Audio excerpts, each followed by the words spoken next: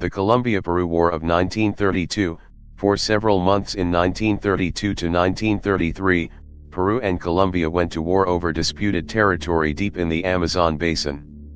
Also known as the Leticia Dispute, the war was fought with men, river gunboats, and airplanes in the steamy jungles on the banks of the Amazon River. The war began with an unruly raid and ended with a stalemate and a peace deal brokered by the League of Nations. The jungle opens up. In the years just before World War I, the various republics of South America began expanding inland, exploring jungles that had previously only been home to ageless tribes or unexplored by man. Not surprisingly, it was soon determined that the different nations of South America all had different claims, many of which overlapped. One of the most contentious areas was the region around the Amazon, Napo, Putumayo, and Arapiles rivers, where overlapping claims by Ecuador, Peru, and Colombia seemed to predict an eventual conflict. The Salomón-Lozano Treaty. As early as 1911, Colombian and Peruvian forces had skirmished over prime lands along the Amazon River. After over a decade of fighting, the two nations signed the Salomón-Lozano Treaty on March 24, 1922. Both countries came out winners. Colombia gained the valuable river port of Leticia, located where the Javari River meets the Amazon. In return, Colombia relinquished its claim to a stretch of land south of the Putumayo River. This land was also claimed by Ecuador, which at the time was very weak militarily. The Peruvians felt confident that they could push Ecuador off of the disputed territory. Many Peruvians were unhappy with the treaty, however, as they felt Leticia was rightly theirs. The Leticia Dispute.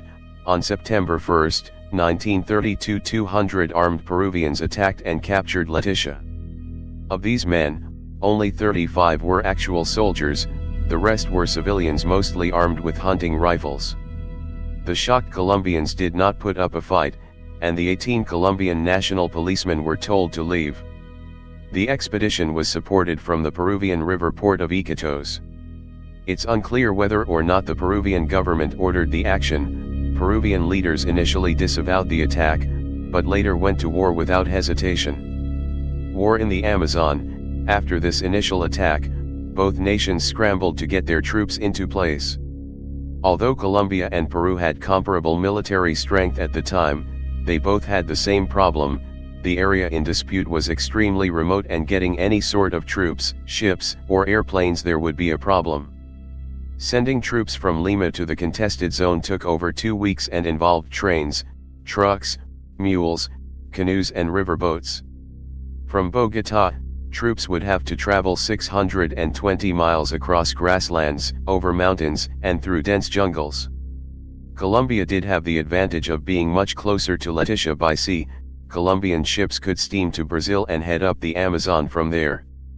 Both nations had amphibious airplanes that could bring in soldiers and arms a little at a time. The fight for Tarapaca. Peru acted first, sending troops from Lima. These men captured the Colombian port town of Tarapaca in late 1932.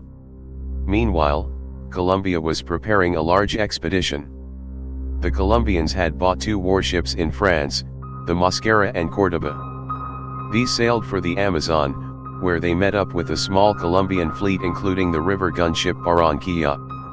There were also transports with 800 soldiers on board. The fleet sailed up the river and arrived at the war zone in February of 1933. There they met up with a handful of Colombian float planes, rigged out for war. They attacked the town of Tarapaca on February 14th to 15th. Hugely outgunned, the 100 or so Peruvian soldiers there quickly surrendered. The attack on Guepi. The Colombians next decided to take the town of Guepi. Again, a handful of Peruvian airplanes based out of Iquitos tried to stop them, but the bombs they dropped missed. The Colombian river gunboats were able to get into position and bombard the town on the night of March 25, 1933, and the amphibious aircraft dropped some bombs on the town as well. The Colombian soldiers went ashore and took the town. The Peruvians retreated. Guepi was the most intense battle of the war so far. 10 Peruvians were killed, 2 more were injured and 24 were captured. The Colombians lost 5 men killed and 9 wounded. Politics intervenes.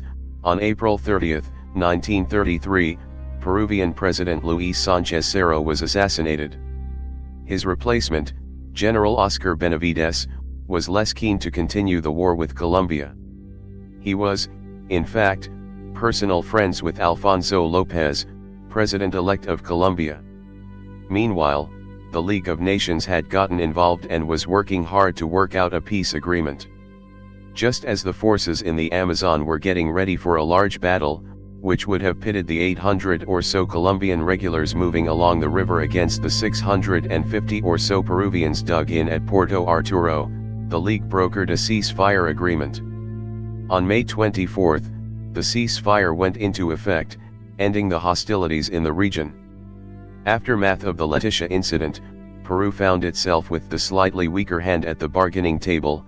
They had signed the 1922 treaty giving Leticia to Colombia, and although they now matched Colombia's strength in the area in terms of men and river gunboats, the Colombians had better air support. Peru backed off its claim to Leticia.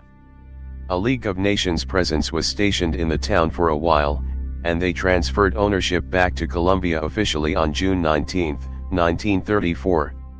Today, Leticia still belongs to Colombia. It is a sleepy little jungle town and an important port on the Amazon River. The Peruvian and Brazilian borders are not far away. The Colombia Peru War marks some important firsts. It was the first time that the League of Nations, a precursor to the United Nations, got actively involved in brokering a peace between two nations in conflict. The League had never before taken control over any territory, which it did while details of a peace agreement were worked out. Also, this was the first conflict in South America in which air support played a vital role. Colombia's amphibious air force was instrumental in its successful attempt to reclaim its lost territory. The Colombia Peru War and the Leticia incident are not terribly important historically. Relations between the two countries normalized pretty quickly after the conflict.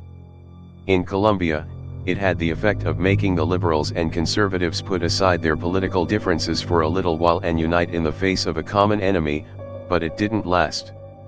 Neither nation celebrates any dates associated with it. It's safe to say that most Colombians and Peruvians have forgotten that it ever happened.